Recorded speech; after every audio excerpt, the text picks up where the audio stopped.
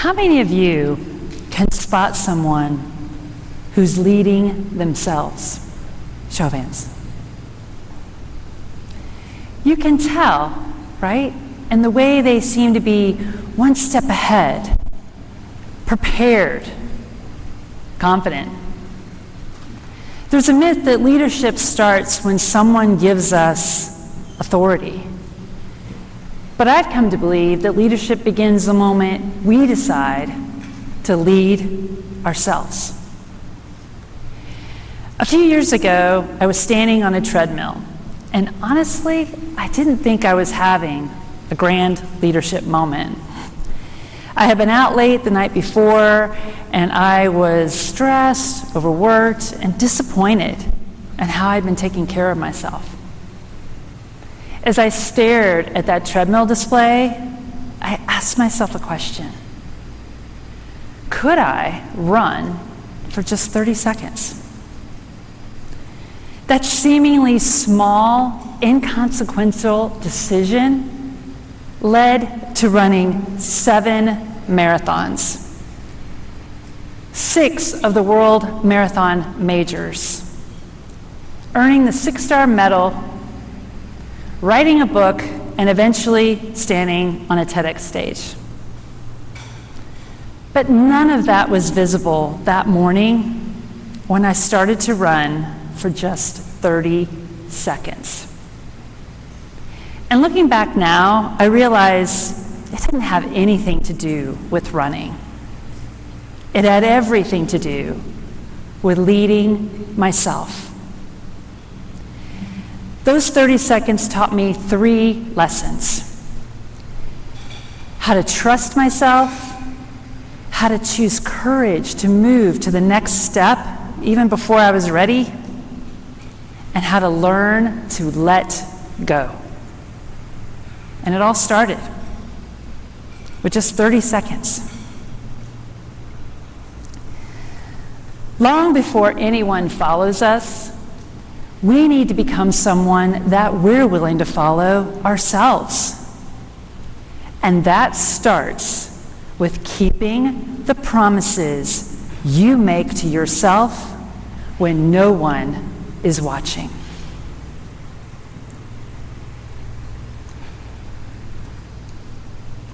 We think that leadership begins with having authority, but it actually starts with all of us.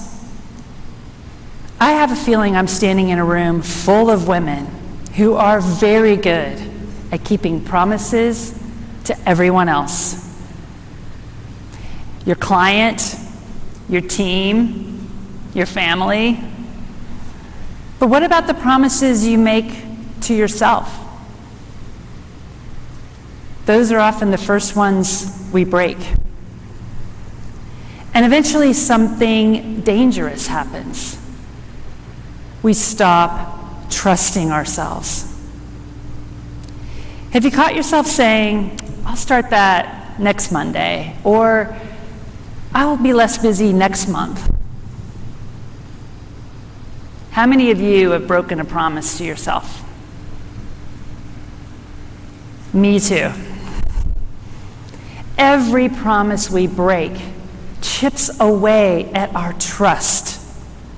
But every promise we keep builds evidence that we can trust ourselves.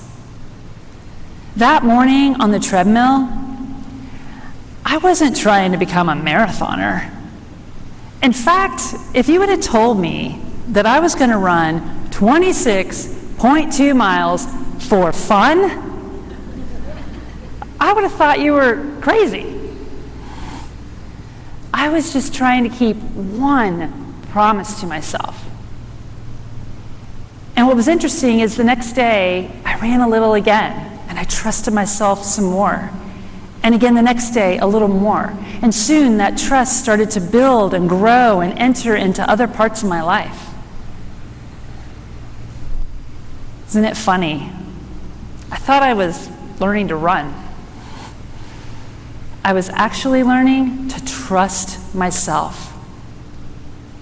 Trusting yourself is about keeping the promises you make to yourself when no one is watching. Trusting yourself requires something extra. Choosing to move forward before you're ready. I think we spend too much of our lives waiting.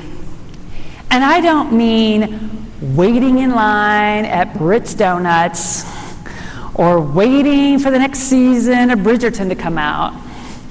I'm talking about waiting until we feel confident, until the timing is perfect.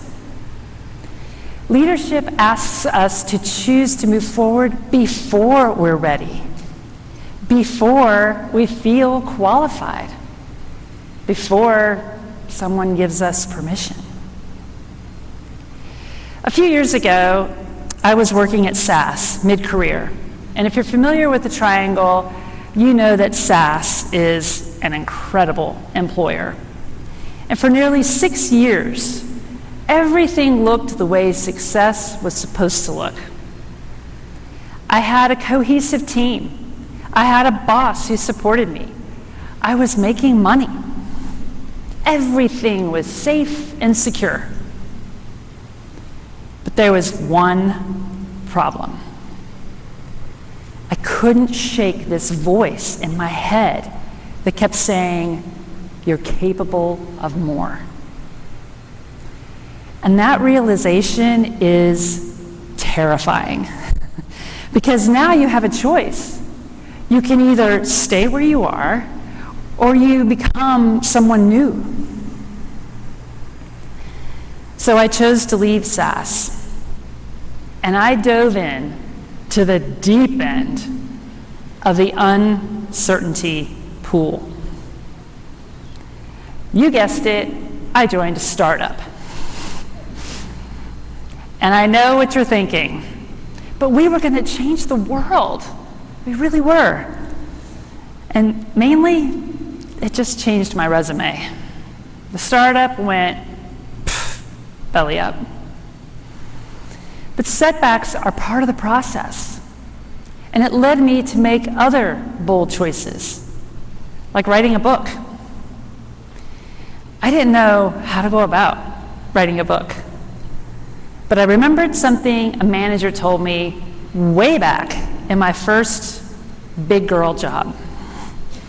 He said, use the resources around you to bolster your weaknesses. I found a writing club, and I showed them my book. And they told me to delete chapter 7. I love chapter 7. Readiness doesn't come before action. Readiness grows because of action. Choosing to move forward before you're ready is a superpower. What would it look like for you to tap into that superpower? Something I tell the runners I coach is this: forward is a pace. Running for 30 seconds is forward. Writing a single sentence, taking the next tiny step is forward. It doesn't have to be a giant leap or a big risk to move you toward the person that you are becoming. All you need is the courage to choose to take that next tiny step. The third lesson that leading myself taught me was how to learn to let go. A few years ago, my husband was diagnosed with stage 4 throat cancer. Suddenly, the lives we had been living looked completely different.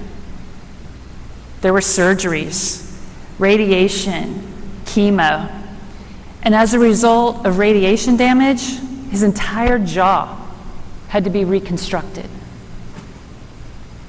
Today, he lives with chronic pain. He has trouble swallowing, eating, and speaking. Going out to dinner with friends, disappeared. Meeting folks for drinks after work, gone. And if you've ever loved someone through something like this, you know it's not just their journey. I lost pieces of myself too. I was consumed with guilt. Guilt that I wasn't the one who was sick. Guilt that I still wanted that big life we had, and I was angry that I wasn't getting the life that I had envisioned for us. These are hard things to say out loud, but I know I'm probably not the only one who's felt them. After a lot of therapy, I started to accept our new life and begin to let go of the anger and the guilt. But believe me, I am still a work in progress, in case you see me out in the wild. When I was in the thick of it, I came across a quote from Amy Purdy that has stayed with me. Life doesn't need to go back to what it once was in order to be good.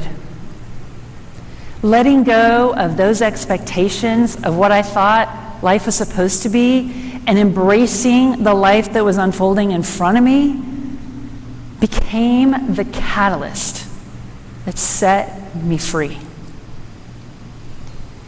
Maybe for you, it's about letting go of perfection or letting go of a relationship, letting go of anger. I will tell you to be brave and let go. Sooner the better. Leadership doesn't come with a roadmap. You may go down a path and look back and wonder, what if? You may take a big risk and it blow up. It's not about making perfect decisions. It's about making courageous ones. Because as long as you're moving forward, you are growing. And forward is a pace. Leadership happens long before anyone follows you.